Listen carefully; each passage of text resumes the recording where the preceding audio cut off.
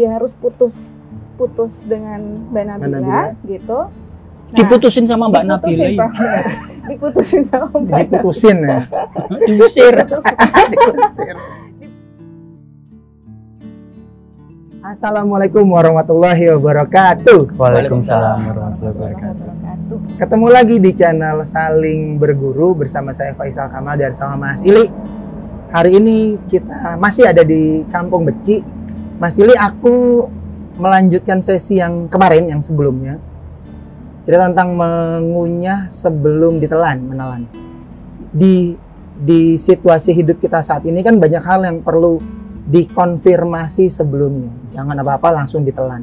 Tadi waktu Mas Ili bahas tentang teknologi informasi, sosial media, bahkan berita tentang pandemi pun nggak boleh langsung ditelan mentah-mentah.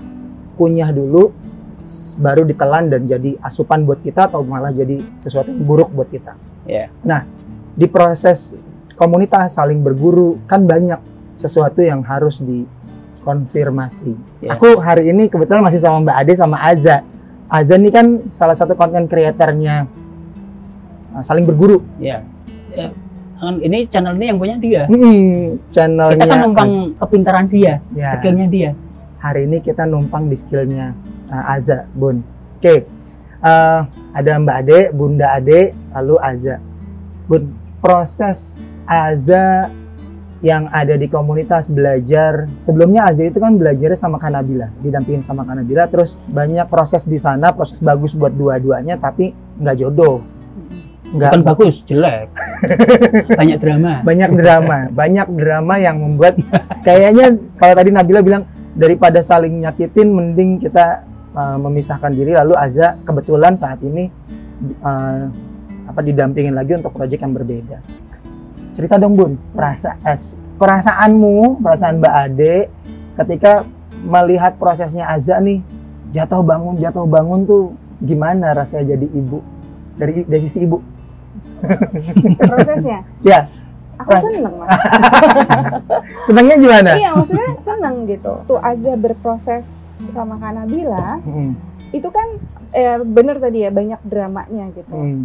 Tapi ternyata di banyak dramanya itu Aza tahu salah, tapi dia belum sadar gitu.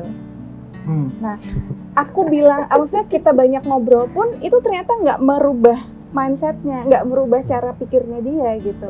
Sampai akhirnya benar-benar kepentok tuh. Sampai dalam dia harus putus dengan Mbak Nabila gitu. Nah, diputusin sama Mbak Nabila. Diputusin sama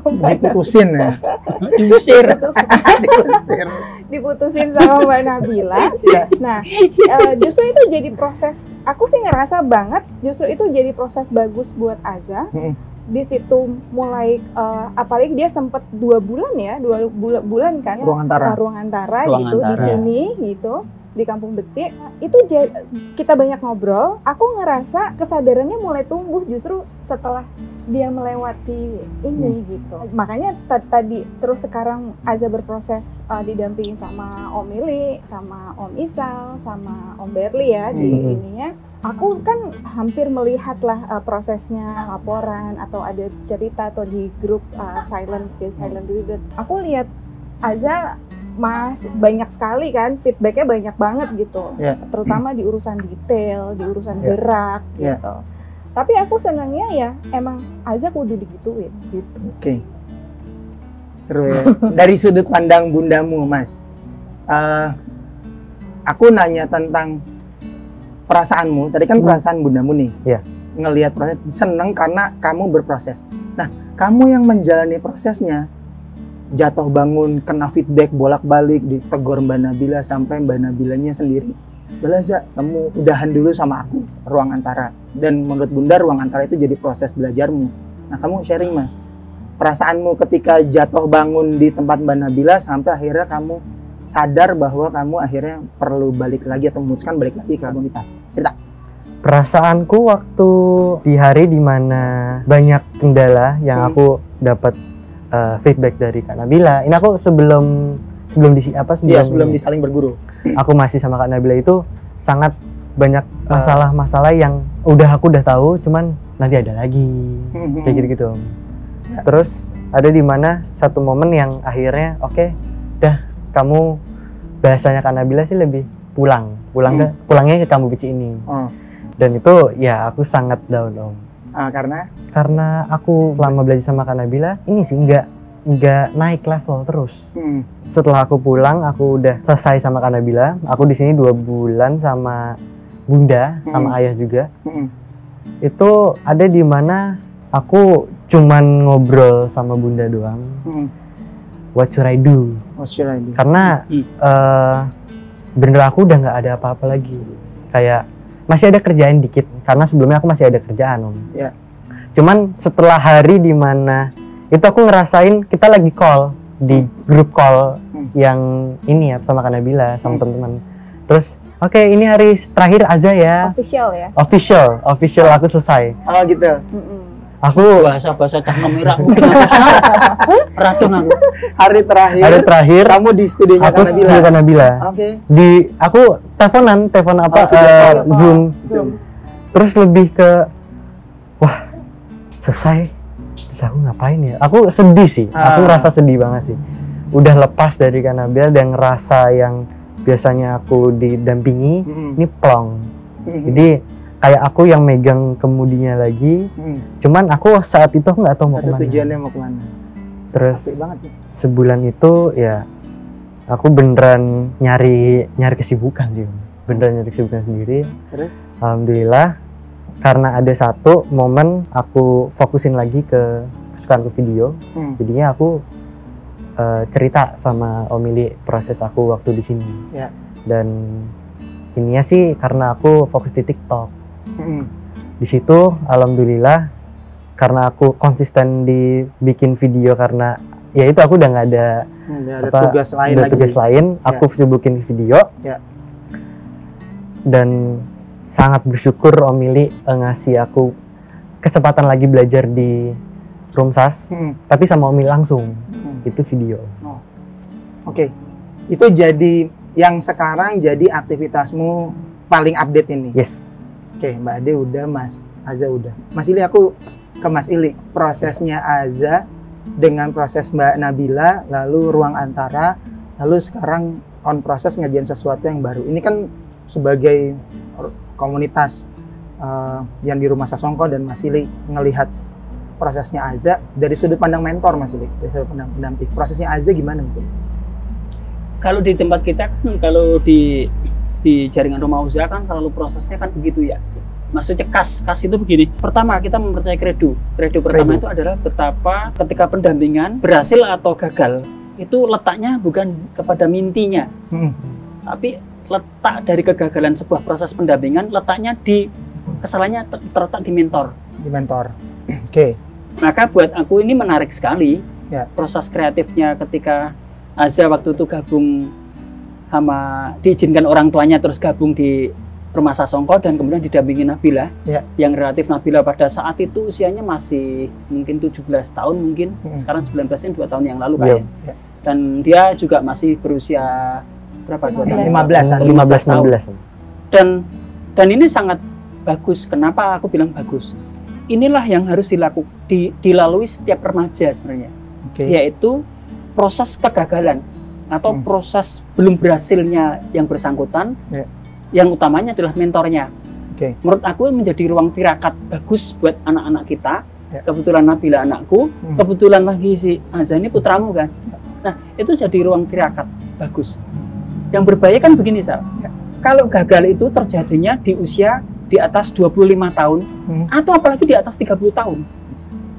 Itu kan ya kamu gini kan, ya kamu kan terasa ya gitu lah, terasa di sini. Itu ya anak-anak kita itu benar-benar mengalami masa patah hati, masa putus asa atau masa yang sangat sulit dan dia mengalami satu keadaan yang bimbang dan bingung.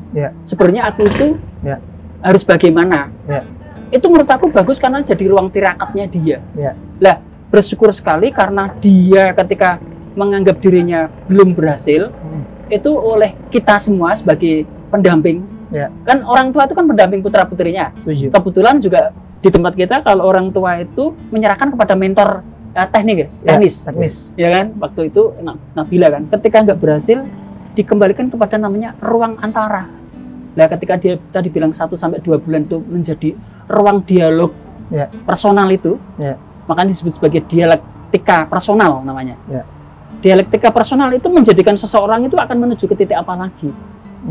Menurut aku itu sangat bagus dan sangat sehat. Satu pasti buat Nabila, yang dia sangat merasa kehilangan Azza sebenarnya sampai sekarang, dan itu selalu dikatakan kepada aku sebagai bapaknya dan ibunya, selalu diceritain, dan dia merasa gagal.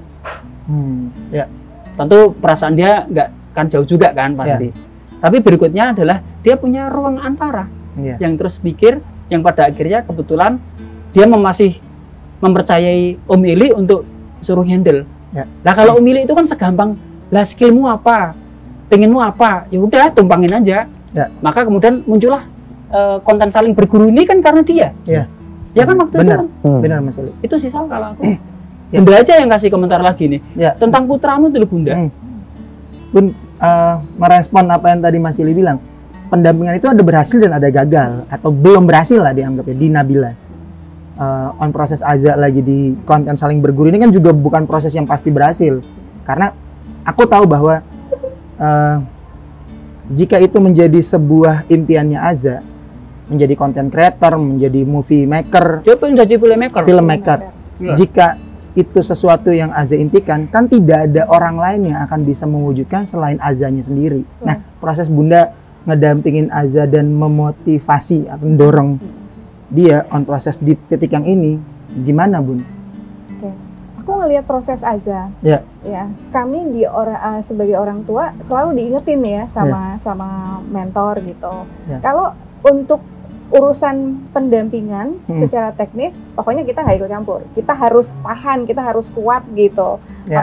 Kita nggak boleh baper. Ada urusan adab loh. Iya betul. Dia anakmu rasopan gitu. Iya betul. Maksudnya kan kita nggak memberitahu kan. Kamu nggak boleh tersinggung ya kak.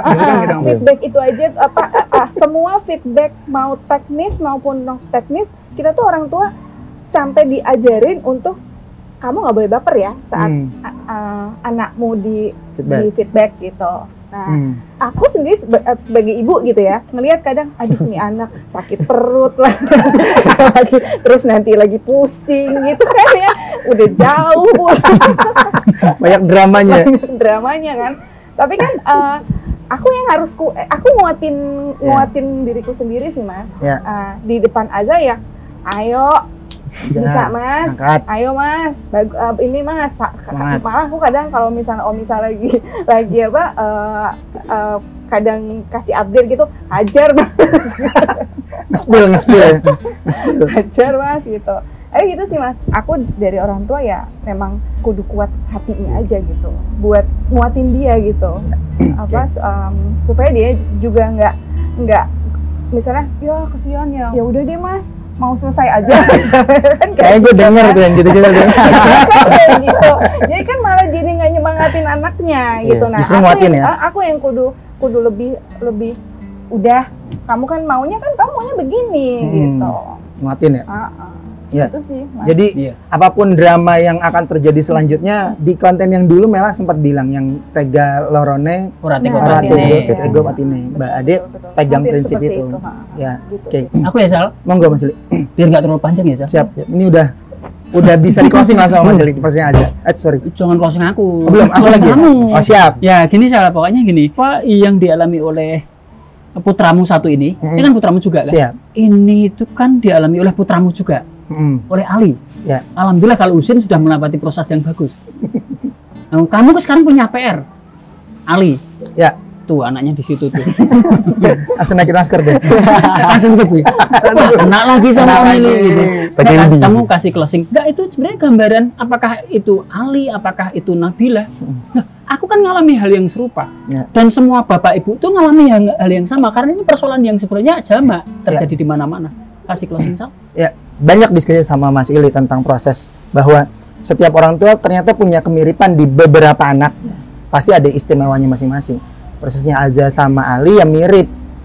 Karena ya memang mungkin masih tadi pencarian identitas dia gitu loh. Mas Ili itu bilangnya pencarian identitasnya sampai nemu mau jalannya yang mana.